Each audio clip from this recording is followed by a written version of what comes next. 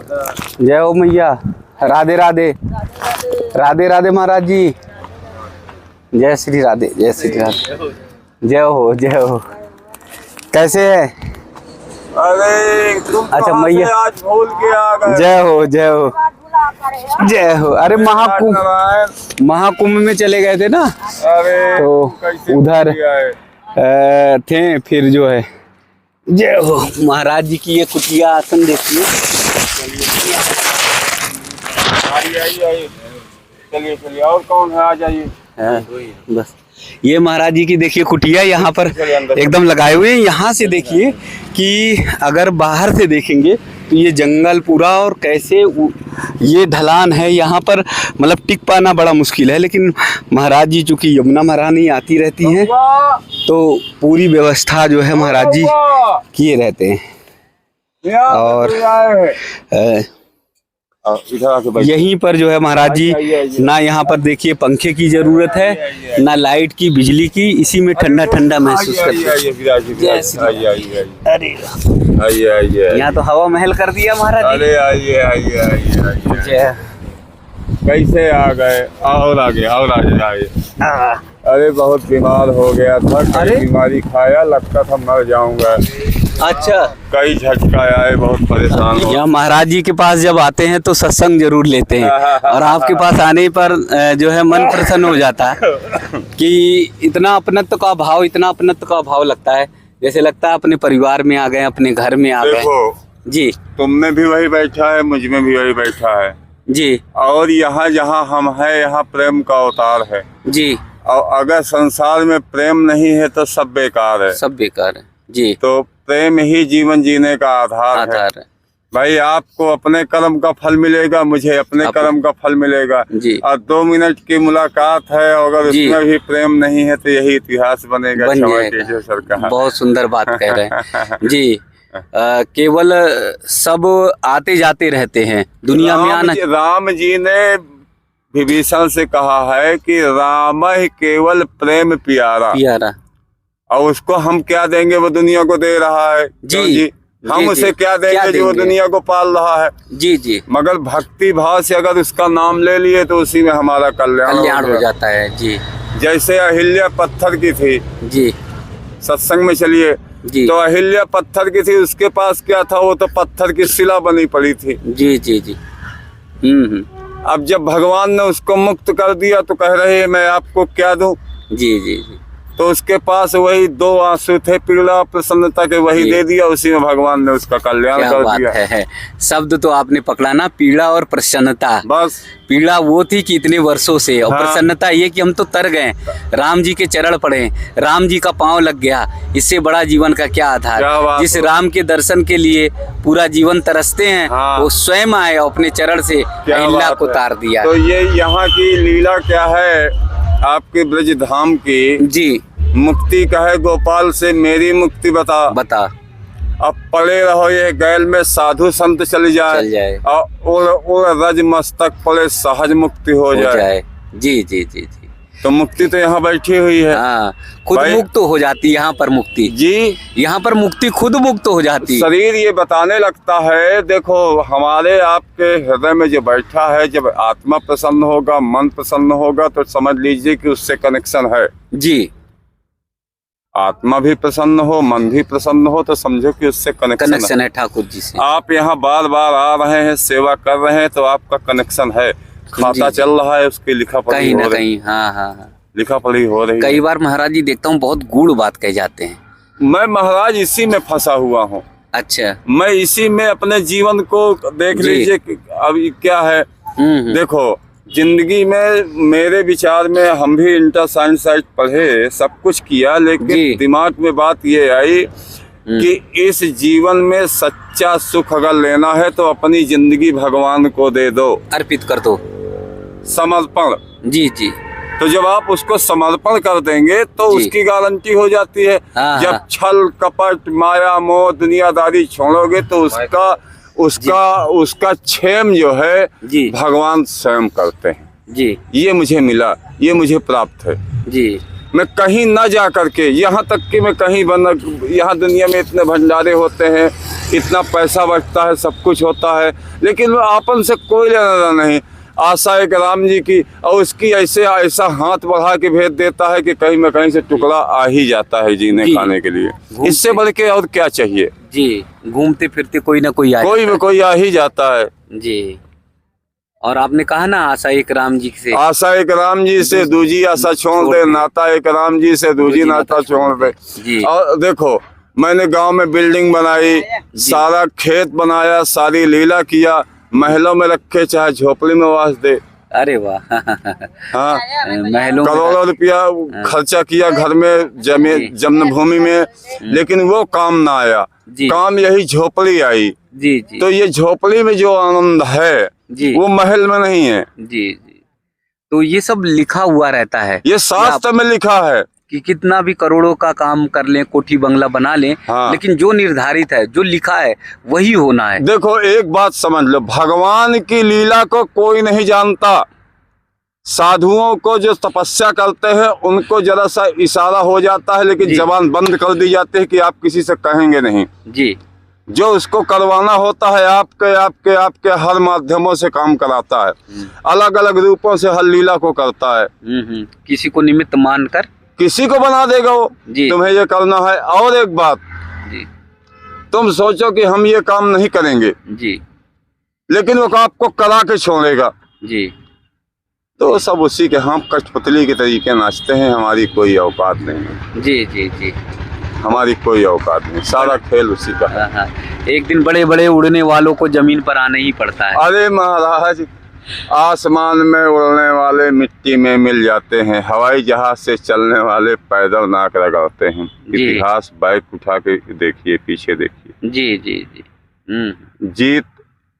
अब इस जगह एक बात आई बहुत गहरी, जब तुम आते हो तो जाने कहाँ का ज्ञान उखड़ के आने लगता है। ज्ञान क्या, मुझे भी बहुत अच्छा लगता है ना। ऐसा हुआ कि एक बार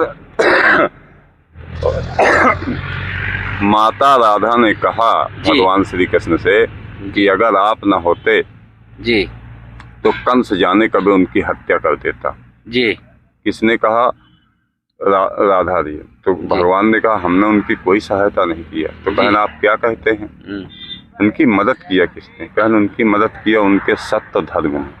सत्य और धर्म ने, जहाँ सत्य धर्म है वहाँ देवी में 24 घंटा करा जी। आपको बांके बिहारी जाने की कोई जरूरत नहीं है जी। आपको कर्म करने की जरूरत है, वो आपके पीछे पीछे बुढ़िया बिस्तर बांध के घूमेगा। मैं लिख के दे सकता हूँ, चाहे मेरी जबान काट लो अगर बात गलत हो जी। कर्म को उसने प्रधान क्यों बताया है जी?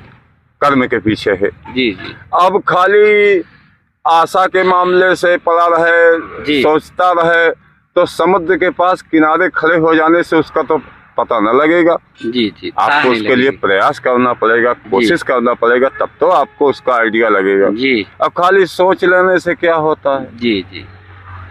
ये सब बातें, इसलिए कुछ नहीं कर सकते हो, कुछ भी नहीं कर सकते हो, तो भगवान को कुछ भी नहीं चाहिए जी। तुम क्या दे सकते हो? तुमको खुद ही दे रहा है, पर उसका नाम तो ले रह सकते हो, नाम ले सकते हो, उसको आत्मा से विनती तो कर सकते हो जी। वो तुम्हारा सारा दुख, सारा समय तो प्रकाश से, समय से तो ही प्रकाश आएगा जी जी। किसके पहले प्रकाश आ जाएगा? हाँ। भाई रात के बाद दिन आएगा, दिन के बाद रात आएगी। जहाँ दुख है वहाँ सुख है, जहाँ सुख है वहाँ दुख है। ये तो चक्र चल रहा है। लेकिन बहुत सारे लोगों के फोन मेरे पे आते हैं महाराज जी, वो कहते इतना बड़ा अपार कष्ट है कि वो पहाड़ जैसा लगता, कटता ही नहीं है, कैसे कटेगा? अब ये रही बात।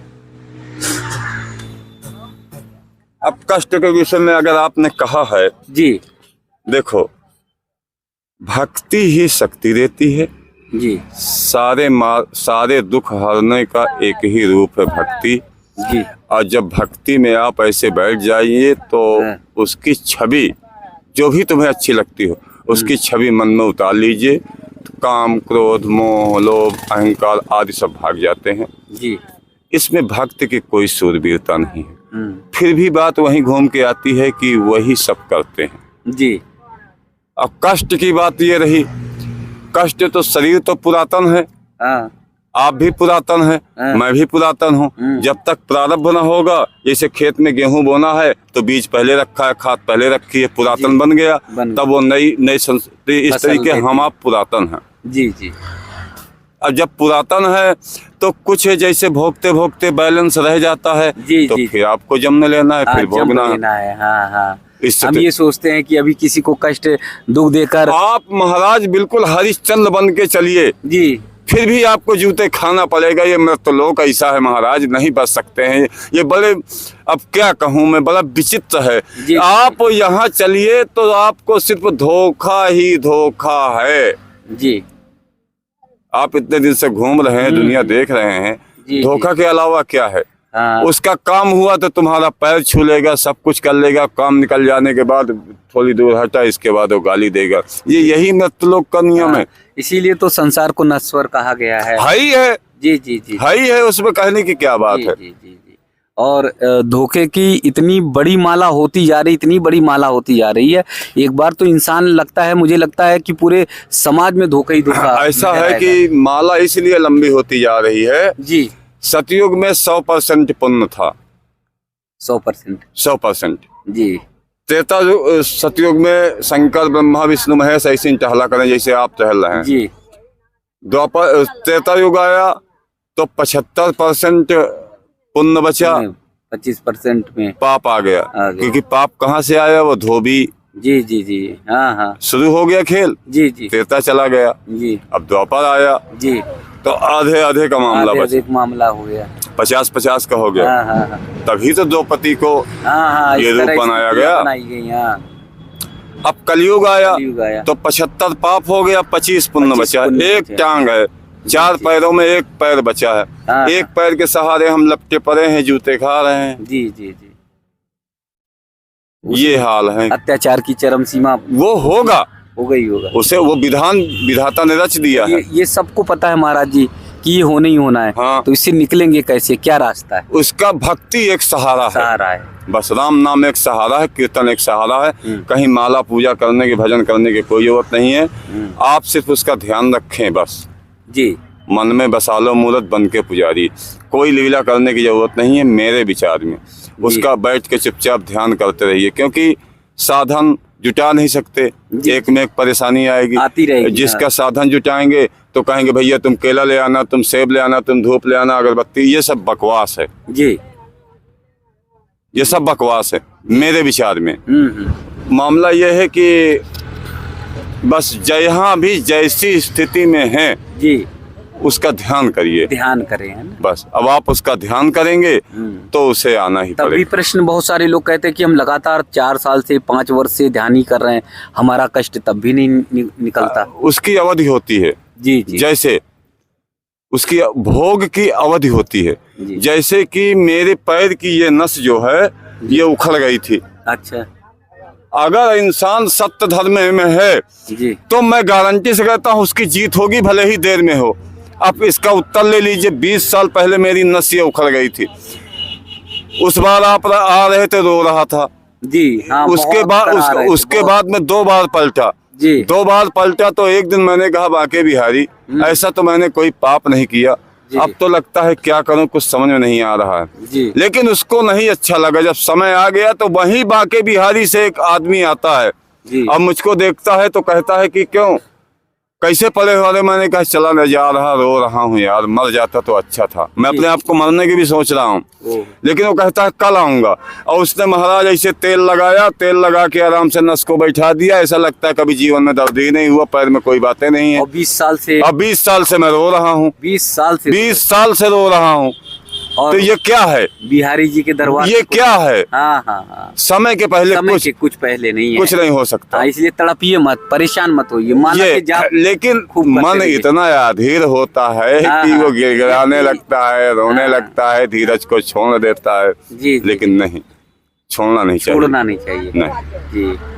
वो जो महाराज जी की जो बातें होती हैं, सत्संग जो होता है वो साक्षात सत्संग मानिए कि एकदम। मैं जो बोलता हूँ जी, प्रमालम किम प्रतिक्षम, मैं 84 से नाक रगड़ रहा हूँ इस विभाग में जी। अब देख लीजिए, मैं भी अगर चाहता तो मेरे पास भी गाड़ी बंगला दुनिया का हिसाब किताब होता। मैंने सोचा कि ये क्षणिक है, ये दुख ही देंगे, सबको त्याग करके मैं किनारे हटते हटते यहाँ बैठ गया, आके जी यहाँ बैठ गया।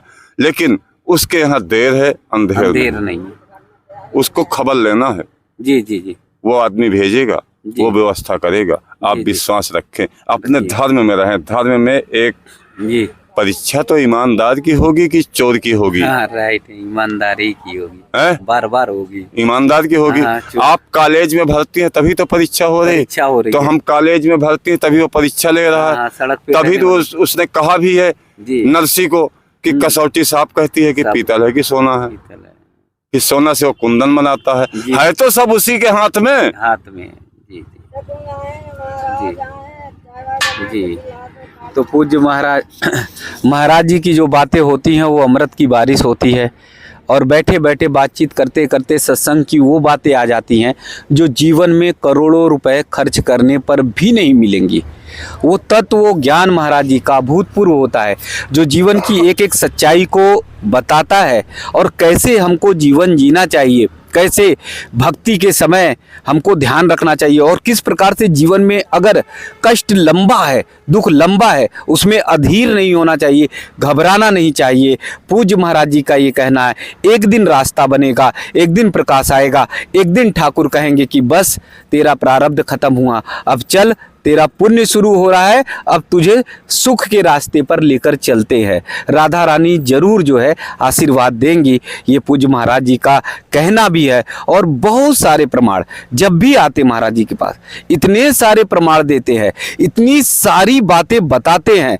जैसे पूज्य महाराज जी ने कहा कि प्रत्यक्षम किम प्रमाणम, यानी प्रत्यक्ष को जो सामने देख रहा उसको प्रमाण की क्या जरूरत, साक्षात प्रमाण महाराज जी देते हैं। जो कष्ट 20 वर्ष से महाराज जी का दूर नहीं हो रहा था, बाके बिहारी जी से एक आए भक्त और उन्होंने थोड़ा सा स्पर्श किया, वो कष्ट दूर हो गया, यानी पैर से चलना फिरना मुश्किल हो रहा था। महाराज जी ने यहाँ तक बताया कि ऐसा लग रहा था कि बस जीवन लीला समाप्त कर ले, अब जीने की कोई इच्छा नहीं है, लेकिन ठाकुर जी की कृपा हुई तो कष्ट दूर हो गया। तो जब 20 साल तक अधीर नहीं हुए महाराज जी, 20 साल तक प्रतीक्षा की, तो ऐसे जीवन में कभी आपके कष्ट आने लगता है तो आप उसे पहाड़ मत समझिए। देखिए कि हो सकता है कि आपका प्रारब्ध हो सकता है कि ठाकुर जी की कृपा बस आप सब पर होने वाली हो, वो कष्ट का निवारण हो। तो पूज्य महाराज जी का दर्शन, उनका आशीर्वाद, बहुत आनंद, सच में मन को गदगद कर देता है, मन भाव दे। छोटी सी कुटिया में रहने वाले संत छोटी बातें ना करके इतनी बड़ी बातें करते, इतनी बड़ी बातें करते हैं जैसे लगता है कि संसार को रच देते। तो अद्भुत है संत महाराज जी, यमुना जी के किनारे हैं, ऐसे ही साधना भक्ति करते हैं। आप लोगों से निवेदन है, जब भी यमुना जी के किनारे आइए, महाराज जी का दर्शन करिए, आशीर्वाद लीजिए। और सत्संग अगर आपने कर लिया तो दुनिया के चाहे कितने बड़े से बड़े धनवान हो, करोड़पति हो, कितने बड़े धनवान और करोड़पति हो, वो भी उनके मन में भी जो शंका होगी उसका निवारण पूज्य महाराज जी निश्चित तौर पर करेंगे। उनके जीवन का अनुभव, उनके त्याग और तपस्या, ये सब बयां करती हैं। महाराज जी के चरणों में पुनः बहुत बहुत दंडवत। बहुत भगवान आपका कल्याण करे, जय भगवान आपका कल्याण करे, जय हो जय हो जय हो। नहीं, आनंद आ जाता है जब इतनी आप वो करते हैं सत्संग, तो बहुत आनंद आ जाता है।